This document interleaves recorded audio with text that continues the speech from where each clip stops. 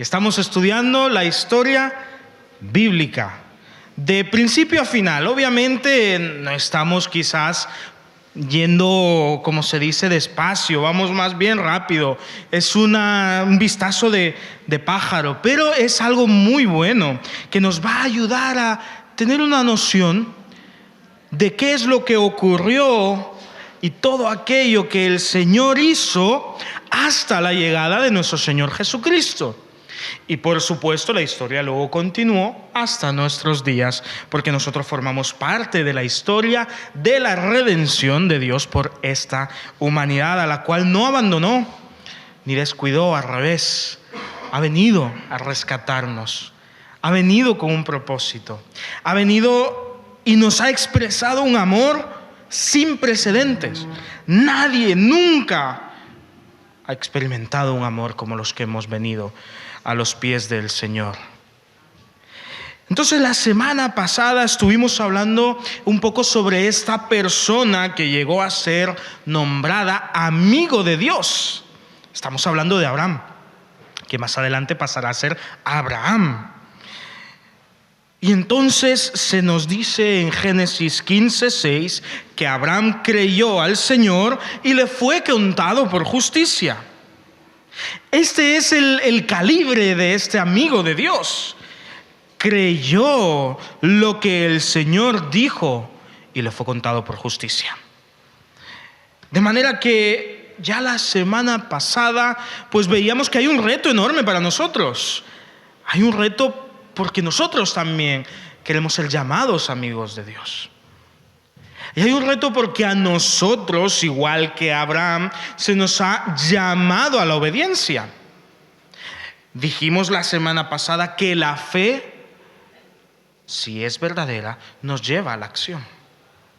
Una fe que no produce frutos, dirá Santiago mucho más adelante, es una fe muerta. De manera que el Señor demanda en nosotros acción, obediencia. Que escuchemos su voz y atendamos a lo que Él dice. Y algunas de las preguntas complicadas que nos hacíamos la semana pasada eran: ¿cuál es la medida de tu fe?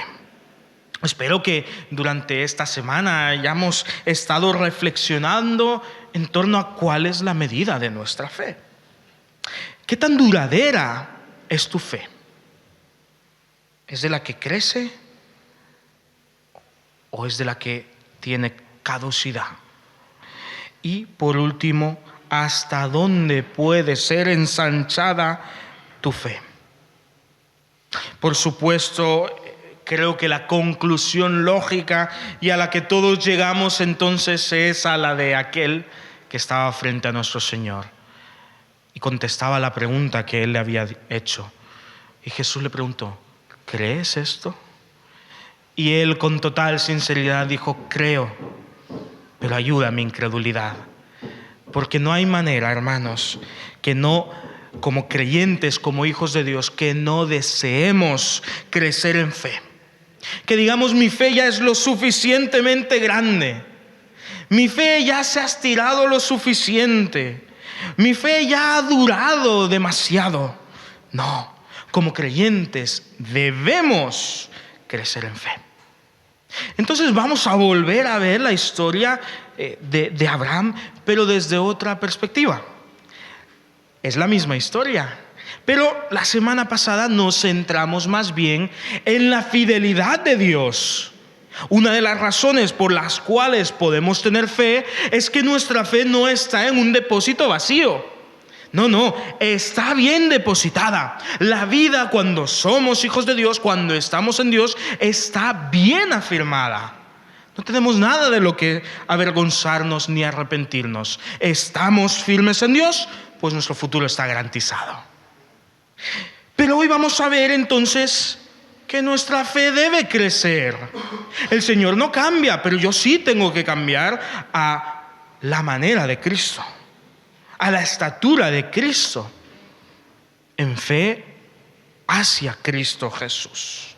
Pues vamos a orar y vamos a pedirle al Señor que sea Él quien nos dirija y que nos hable hoy mediante su palabra. Santo Padre, bendito y fiel Dios, creador del cielo y de la tierra, creador de mi ser, te alabo y te glorifico, Señor, por todo cuanto haces. Y hoy, Señor, te pedimos que nos des palabra de vida. Padre, como decía el salmista, escudriña tú, examíname y mira si hay en mí pecado. Porque, Señor, a la verdad tengo que menguar más, porque mi anhelo es que tú crezcas. Y, Señor, a la verdad no estoy satisfecho con el tamaño de mi fe.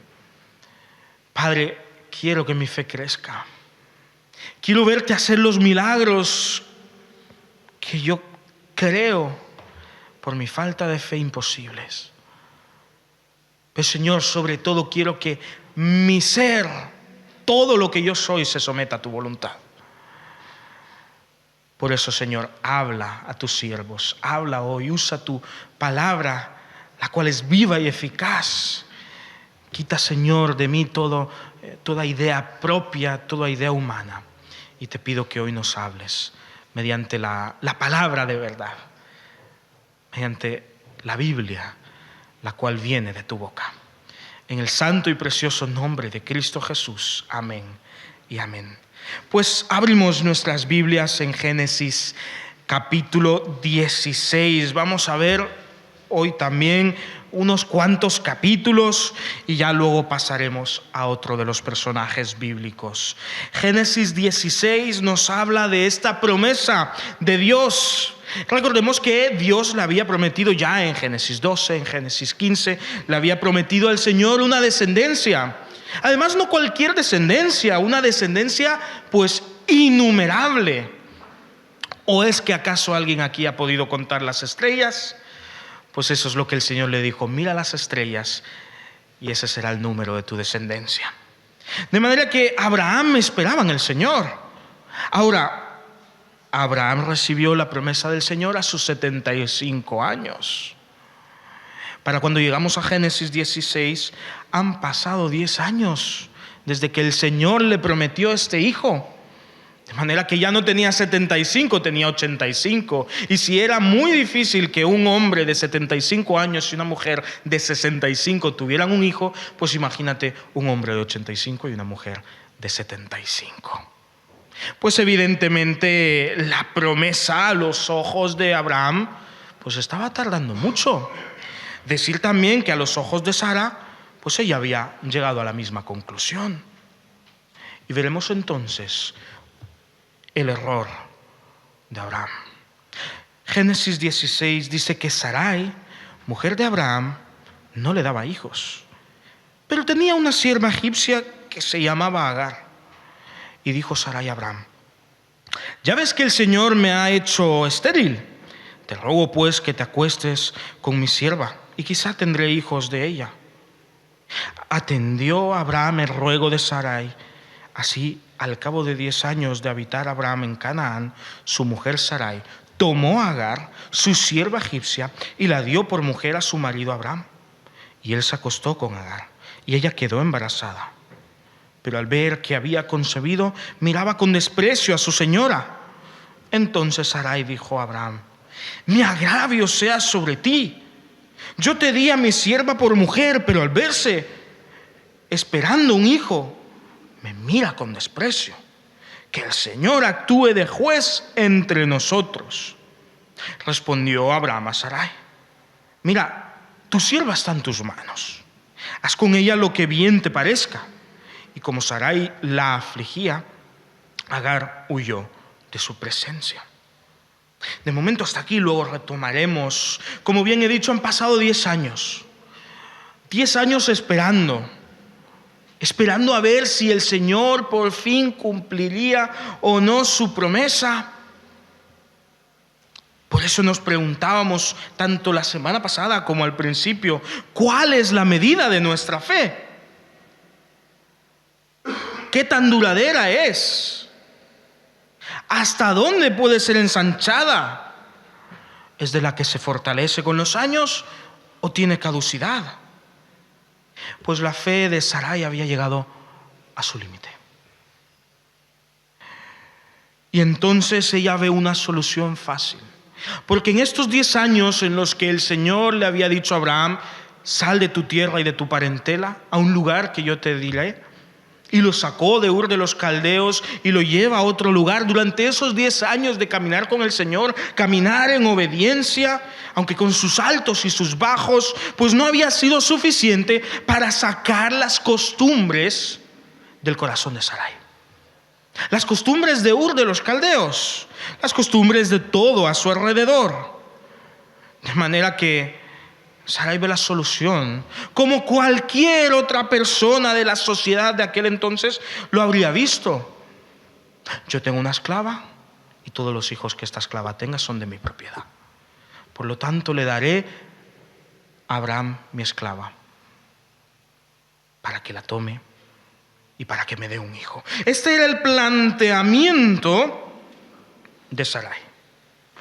Decir también que Abraham, pues no se nos dice que se oponga a la idea. Es más, no ofrece resistencia. Es más, Abraham entonces toma a Agar, la esclava, se acuesta con ella, y ahora esta mujer egipcia, esclava de Sarai, está embarazada. Mira tú cómo es la falta de fe. ¿A dónde nos lleva? El Señor le había dicho a Abraham y a su mujer que les daría un hijo de sus entrañas. Pero en la desesperación ellos deciden en conjunto actuar.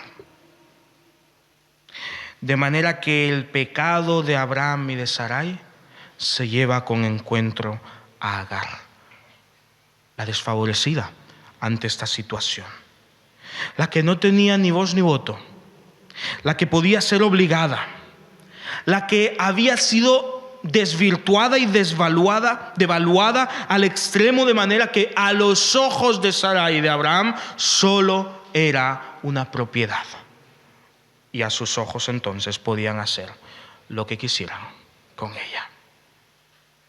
Era más importante entonces para esta pareja tener un hijo que caminar con Dios.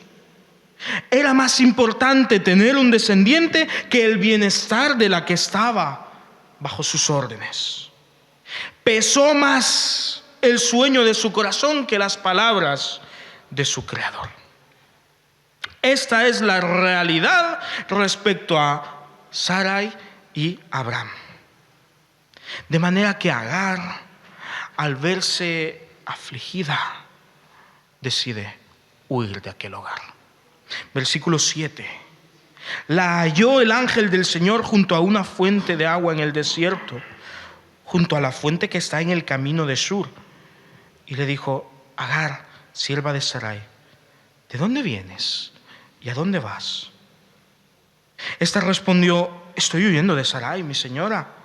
Y le dijo el ángel del Señor: vuélvete a tu señora y sométete a ella. Pero le dijo también el ángel del Señor: multiplicaré tanto tu descendencia que no podrá ser contada a causa de su número. Y añadió el ángel del Señor: has concebido y darás a luz un hijo y le pondrás por nombre Ismael, porque el Señor ha oído tu aflicción. Y será un hombre fiero, y su mano se levantará contra todos y la mano de todos contra él, y habitará delante de todos sus hermanos. Entonces dio Agar al Señor, que hablaba con ella, el nombre de: tú eres el Dios que me ve. Porque dijo: ¿acaso no he visto aquí al que me ve? Por lo cual llamó al pozo del viviente que me ve. Este pozo está en Cades y Bered. Y Agar dio a luz un hijo a Abraham, y Abraham puso por nombre Ismael al hijo que le dio a Agar. Abraham tenía 86 años de edad cuando Agar dio a luz a Ismael. Pongámonos por un momento en las sandalias, no decimos zapatos, las sandalias de Agar. Repito, ella no podía opinar, no se podía oponer, sino que tenía que obedecer ciegamente a lo que su dueña, porque esto es esclavitud, a lo que su dueña le ordenaba. Ni Abraham ni Sarai, que habían caminado 10 años con el Señor, bajo el dueño del universo, habían aprendido a tratar a los que estaban bajo sus órdenes. De manera que la tratan con desprecio. En primer lugar, cuando la ven como solamente un medio para un fin. En segundo lugar, cuando por fin consiguen lo que querían y la desprecian. Y en tercer lugar, cuando dejan que ésta salga. Este es el pecado de Abraham y de Sarai, el cual afecta a toda su casa, porque el pecado tiene una cualidad, y es que el pecado es contagioso. De manera que afecta también a su esclava, de la cual se habían aprovechado. Y ésta intenta huir a causa del repudio de Sarai y la indiferencia de Abraham. Pero Dios es justo y lo ve todo, y responde ante esta acción de Abraham y de Sarai con amor y bendición. Por eso es tan sorprendente ver la reacción de esta mujer, la cual era egipcia y por lo tanto no servía al Dios verdadero.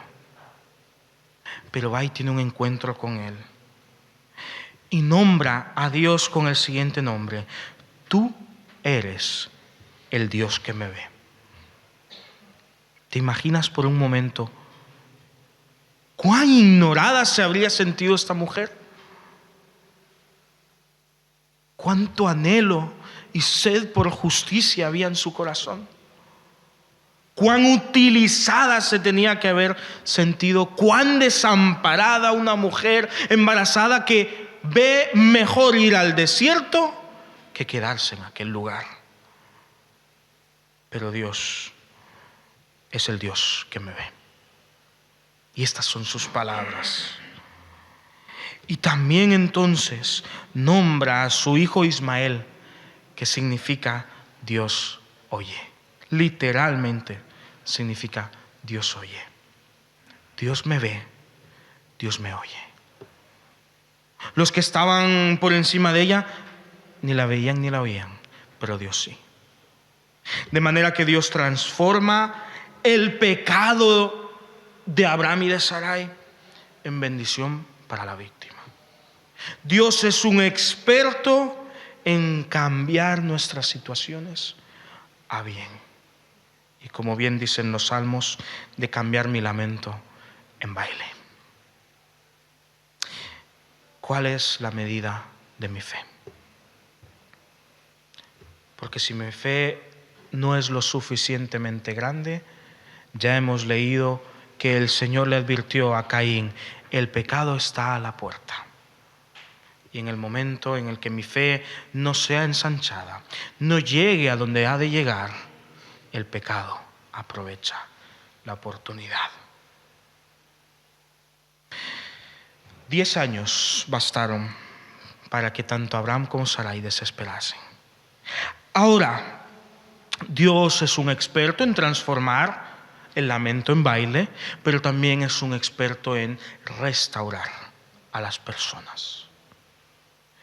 Ojo, lo que Sarai y Abraham hicieron no estuvo bien ante los ojos de Dios. Esto no es una justificación de ningún pecar, sino más bien es el Señor mostrándonos la realidad. Que tanto Abraham, al cual ahora pues lo vemos como un padre de la fe y como un héroe de la fe y como el patriarca de todo el pueblo de Israel, pues tanto Abraham como Sarai, estas grandes figuras de la Biblia, tenían su pecar. Y esta es una dinámica que veremos constantemente, pues la palabra de Dios nos enseña que no hay justo ni aun uno, pero también nos enseña que todo aquel que viene al Señor, Él no lo rechaza, como hizo con Agar. Vámonos entonces al capítulo 18 y vamos a leer la primera parte de esta. Dice que el Señor se le apareció a Abraham en el encinar de Mamre, y mientras estaba él sentado a la puerta de su tienda a la hora de más calor. Alzó los ojos y vio a 3 hombres que estaban junto a él, y al verlos salió corriendo de la puerta de su tienda para recibirlos. Y se postró en tierra y dijo: Señor, si he hallado gracia en tus ojos, te ruego que no pases de largo junto a tu siervo. Haré traer ahora un poco de agua para que lavéis vuestros pies y luego os recostéis debajo de un árbol. Traeré también un bocado de pan para que repongáis vuestras fuerzas antes de seguir, pues por eso habéis pasado cerca de vuestro siervo. Y ellos le respondieron: haz como has dicho. Entonces Abraham fue deprisa a la tienda donde estaba Sara y le dijo: toma enseguida 3 medidas de flor de harina, amásala y haz panes cocidos debajo del recoldo. Corrió luego Abraham a donde estaban las vacas, tomó un becerro tierno y bueno y le dio al criado, y éste se dio prisa para prepararlo. Después tomó mantequilla y leche y el becerro que había preparado y lo puso delante de ellos. Él se quedó con ellos debajo del árbol y comieron. De momento hasta aquí, básicamente lo que se nos habla es que Abraham estaba en su lugar, en su casa, cuando hace más calor. Esto creo que para nosotros no es muy difícil de imaginar, ya que la climatología en esta zona pues es muy parecida. Imagínate en el momento de más calor, de los meses que nos vienen ahora encima.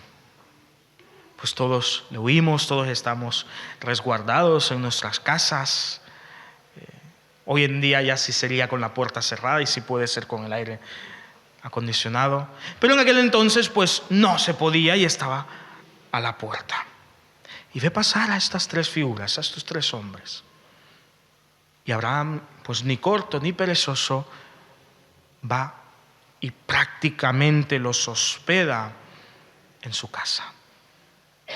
Les da para refrescarse, para lavarse, para comer, para descansar, para reponer fuerzas. Y Abraham es muy rápido para ser hospitalario.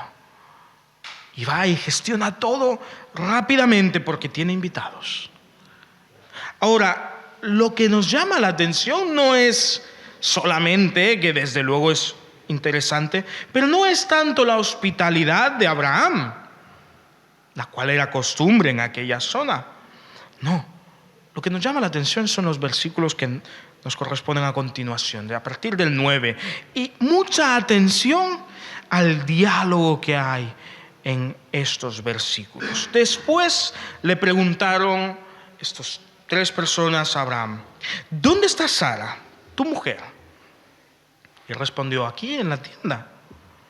Entonces dijo: regresaré el próximo año, y para entonces Sara, tu mujer, tendrá un hijo. Y Sara escuchaba a la puerta de la tienda que estaba detrás de él. Abraham y Sara eran ancianos, de edad avanzada, y a Sara ya le había cesado la menstruación. Y se rió Sara por sus adentros y pensó: después de que he envejecido, ¿voy a tener placer cuando además también mi señor es viejo? Entonces el Señor dijo a Abraham: ¿por qué se ha reído Sara al pensar: ¿será cierto que he de dar de luz ahora que soy vieja?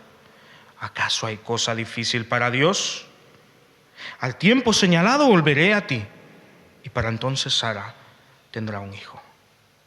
Entonces Sara tuvo miedo y lo negó. No me he reído. Pero él respondió: no es así, te has reído. Y de esta manera entonces tenemos otra vez una confirmación del Señor respecto a su promesa. Lo vimos ya capítulo 12, capítulo 15, lo hemos visto ya también señalado en el 16 que acabamos de leer, en el 18 se vuelve a decir, en el 17 que está en medio, que no leemos por cuestión de tiempo, pues también se hace mención a esto. En otras palabras, la promesa del Señor era segura. Y Él se encarga de que a Abraham le quede claro que Él cumplirá su parte. Ahora, también hay que decir que la promesa del Señor, pues humanamente hablando, era imposible. La edad de Abraham era 99 años. La de Sarai, o Sara ahora, era de 89. No sé tú, pero yo no me veo con 99 años teniendo un hijo. Y creo que es justo decir, pues que la biología nos da la razón. No es algo que ocurra, no diré muy a menudo, no ocurre directamente. Un hombre de 99 años y una mujer de 89, biológicamente hablando, no pueden tener un hijo. Además, el texto es muy claro y nos dice que el tiempo fértil de Sara ya había terminado, ya le había cesado la menstruación. La biología entonces tenía que hacer un salto mortal para entonces que la promesa del Señor ocurriera. Ahora, hay un texto, hermanos, que tenemos que tenerlo aquí y aquí, porque es un texto que viene a resaltar quién es nuestro Dios. Porque era imposible que estos hombres, más adelante en Hebreos dice, casi de la muerte, casi ya en edad de muerte, pues tuviesen un hijo. Pero entonces vemos el 14 que dice, ¿acaso hay alguna cosa difícil para Dios? En otras partes vemos una variación de este mismo texto en el que se dice, ¿acaso hay algo imposible para Dios? Aquí no solo da por sentado que no existe lo imposible para Dios, es que además ni siquiera es difícil para Él. No solo es que Él puede hacerlo todo, es que Él todo lo que puede hacer lo hace con facilidad.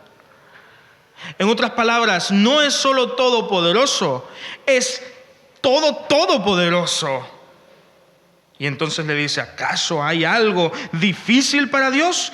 En el tiempo señalado volveré a ti. Y para entonces Sara tendrá un hijo. De aquí a un año, cuando Sara tenga 90 y Abraham tenga 100 años, habrá un niño en el hogar. Te vuelvo a preguntar entonces, ¿cuál es la medida de tu fe? ¿Qué tan duradera es? ¿Hasta dónde se puede ensanchar? ¿Es de las que se fortalecen con el tiempo o de las que caducan? Porque como vimos la semana pasada en Génesis 21 del 6 al 7, Sara, que se había reído porque veía imposible esto y casi que decía, estos están locos. Pues Sara dice para sí misma en Génesis 21, del 6 al 7, con su hijo en brazos, Dios me ha hecho reír. Y cualquiera que lo oiga se reirá conmigo. Y después añadió, ¿quién le hubiera dicho a Abraham que Sara había de amamantar hijos? Pues le ha dado un hijo en su vejez. ¿Acaso hay algo imposible para el Señor? ¿O difícil? Menos. Pues el Señor, hermanos, cumple con sus palabras.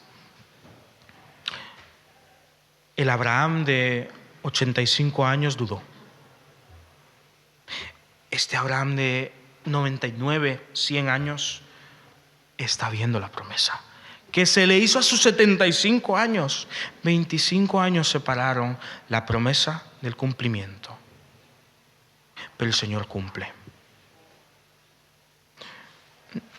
Si me permitís, yo creo, y esto es mi pensar, que el Señor retrasó el cumplimiento de su promesa para que fuese más imposible a ojos del hombre, de manera que se glorificase más. Es mi manera de ver este suceso. Por supuesto, el Señor es soberano en los tiempos. Vamos entonces a Génesis 22 y entonces vamos a ver si es verdad que Abraham creció en fe. Porque si nos preguntamos cuál es la medida de nuestra fe y nuestra respuesta es no es lo suficientemente grande, pues desde luego que lo que nos tenemos que proponer es que crezca, que avance. Si nos preguntamos qué tan duradera es nuestra fe y nuestra respuesta es no lo suficientemente duradera, pues tenemos que pedirle al Señor que nos ayude a que nuestra fe sea inamovible.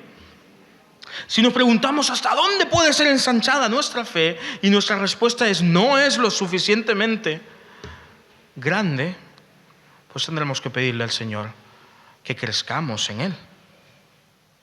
Y si nos preguntamos si nuestra fe es de las que se fortalecen con el tiempo o de la que caduca, y nuestra respuesta es que es del segundo grupo, del que caduca, pues tendremos que pedirle al Señor que nos dé longanimidad, que nos dé paciencia, que nos dé fe. Génesis 22 entonces nos dice que después de estas cosas, que Dios probó a Abraham y le dijo: Abraham. Y este respondió: aquí me tienes. Y le dijo: toma ahora a Isaac, a tu hijo, el hijo de la risa, de tu mujer y de los que escuchan que Abraham tuvo un hijo a los 100 años. Toma ahora a Isaac, tu único hijo, y al que tanto amas, y vete a tierra de Moria. Ofrécelo ahí en holocaustos sobre uno de los montes que yo te diré. Abraham se levantó muy de mañana, ensilló su asno, tomó consigo a 2 de sus siervos y a Isaac, su hijo, y después cortó leña para el holocausto y se levantó y fue al lugar que Dios había dicho. Al tercer día alzó Abraham sus ojos y vio de lejos el lugar. Entonces dijo Abraham a sus siervos: esperad aquí con el asno. El muchacho y yo iremos hasta allá, adoraremos y volveremos a vosotros. Tomó Abraham la leña del holocausto y la puso sobre Isaac su hijo. Luego tomó en su mano el fuego y el cuchillo y se fueron los dos juntos. De momento hasta aquí. Ya ha pasado el tiempo. Abraham ya tiene 100 y algo. Ya no se nos dice cuánto, pero desde luego el hijo ya es lo suficientemente grande. Va y acompaña a su padre en la labor que el Señor le ha dicho. Y la orden del Señor en esta ocasión es muy sencilla de comprender, no tanto de hacer. El Señor le dice: Abraham, coge a tu hijo y ve y sacrifícalo en el monte que yo te diga. Otra vez, hagamos un ejercicio de empatía con Abraham. Tú has esperado 25 años por el hijo de la promesa. Y has tenido tus fracasos, pero al final aprendiste que esperar en el Señor es el único acierto.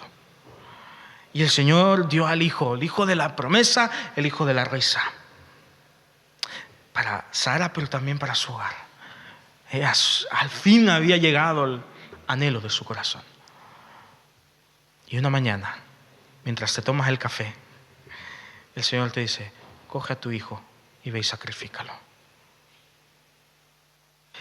Y si ya cuando vimos que el Señor le dijo a Abraham: sal de tu tierra y de tu parentela a un lugar que yo te diga, ya decíamos que esa obediencia era admirable porque era difícil, pues yo creo que ahora es el doble, el triple, incalculablemente más difícil. Pero entonces se nos dice que Abraham se levantó de mañana, cortó la leña, preparó el asno, trajo a sus siervos para que los acompañaran, levantó a su hijo, cogió el fuego y se encaminó. Desde que sale de su hogar hasta que llega al sitio que Dios le había indicado, pasan días. Yo no me puedo imaginar cómo estaría Abraham en ese momento. Seguramente ni podía comer. Seguramente iba pensativo. Quizás en algún momento se apartó para que no le vieran llorar. No lo sé, no se nos dice. Pero me pongo en el lugar de Abraham y ya solo haber salido de casa creo que me ha ganado en fe. Y entonces viene la conversación entre Abraham y su hijo Isaac. Versículo 7. Entonces dijo Isaac a Abraham su padre: Padre mío. Y él respondió: aquí me tienes, hijo mío. E Isaac le dijo: tenemos el fuego, tenemos la leña, pero ¿dónde está el cordero para el holocausto?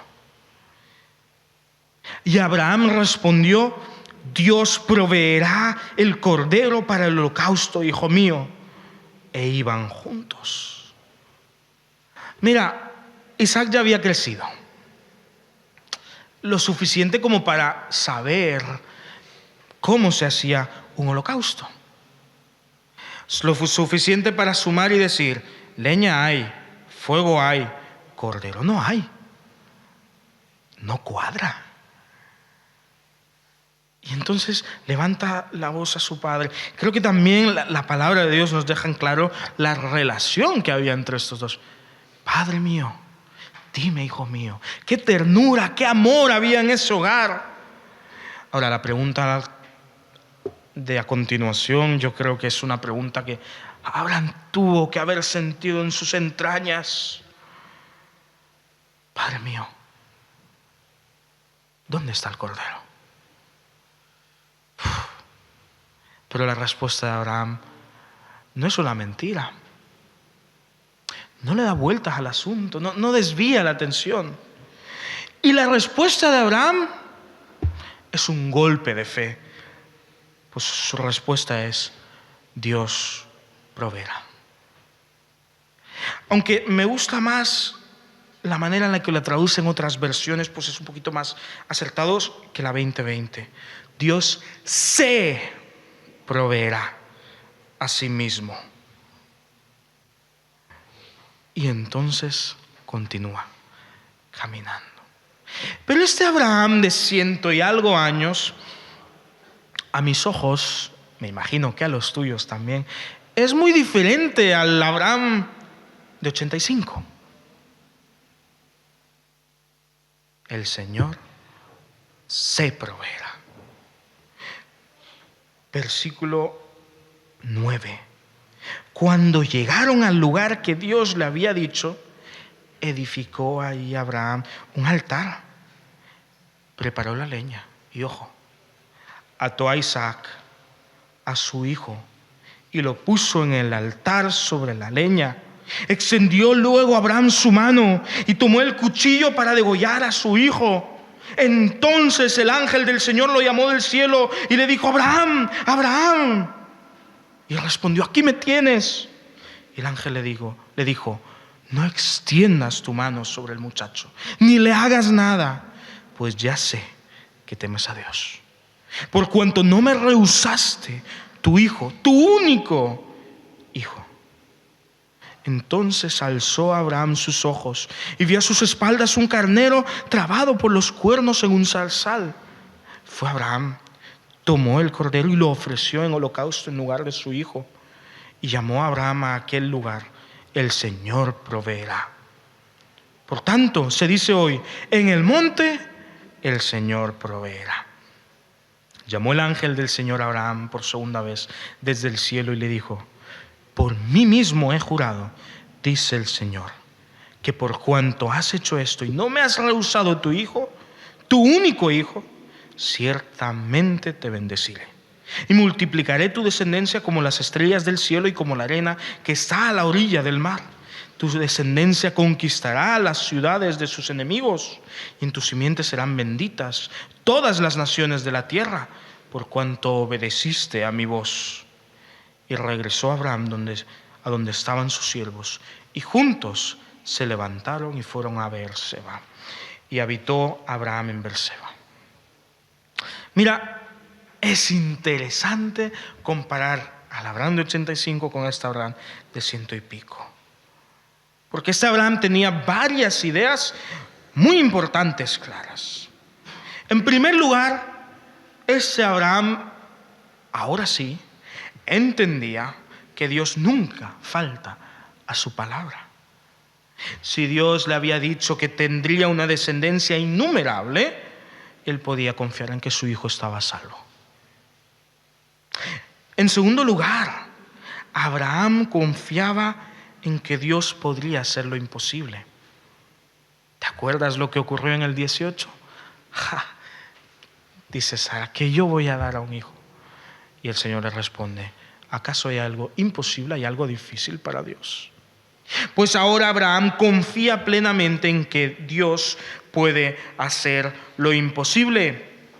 De manera que el padre de Isaac no tenía ni la más pequeña duda de que Dios sabría cómo hacer que todo lo que pidiese Abraham no estropease sus promesas. La obediencia que le demandaba ahora no iba a ser un estorbo para el cumplimiento de la promesa de Dios. Tercera idea importante que Abraham tenía clara: Dios es poderoso para dar vida. Se nos dice más adelante en el libro de los Hebreos que Abraham confiaba plenamente en que Dios podía resucitar a su hijo. De manera que él va seguro y dispuesto a obedecer a Dios, incluso dispuesto a degollar a su hijo, porque confía en que Dios es poderoso entonces para devolverle la vida a su hijo. Pues le había prometido que en su descendencia serían benditas todas las naciones. Y el Señor entonces es poderoso para dar vida en el vientre de una mujer de 89 años. Y más adelante, para darle vida al hijo que le pidió. Y cuarta idea importante, Abraham había comprendido que Dios se provee a sí mismo. Dios había pedido a Abraham lo impensable porque puede hacer lo imposible. Y entonces llamaron a aquel lugar y entendieron lo que hemos cantado. Yahvé Jireh, el Señor provee. Abraham no podía tener un hijo, pero el Señor provee. No había manera que Isaac fuese degollado y siguiera con vida, pero el Señor provee. Iban a hacer un holocausto sin el animal del holocausto, pero el Señor provee. No sé en qué situación estás hoy, pero el Señor provee. Y no sé si a las preguntas que nos hemos hecho tu respuesta es: ¿no es suficiente fe? Pues hermano, el Señor provee. Y provee fe. Y provee paz en medio de las dificultades. Decía Spurgeon, la fe que nunca es puesta a prueba no es verdadera fe. En las dificultades que estemos hoy, cambia tu oración. No le digas: Señor, quítame esta dificultad. No, pídele fe en medio de la dificultad. Pídele fe en medio de la prueba. Porque el Señor se glorifica también en nuestra debilidad. La obediencia entonces de Abraham ahora contrasta con la desobediencia del primer momento. Y entonces Dios reitera y vuelve a dejar en claro cuál es su promesa para con Abraham. La bendición que toda familia de la tierra necesita, le dice a Abraham, vendrá de un descendiente tuyo.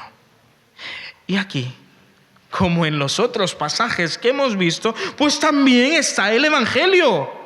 Porque Jesús es la provisión de Dios que bendice a todas las naciones, a todas las familias de la tierra.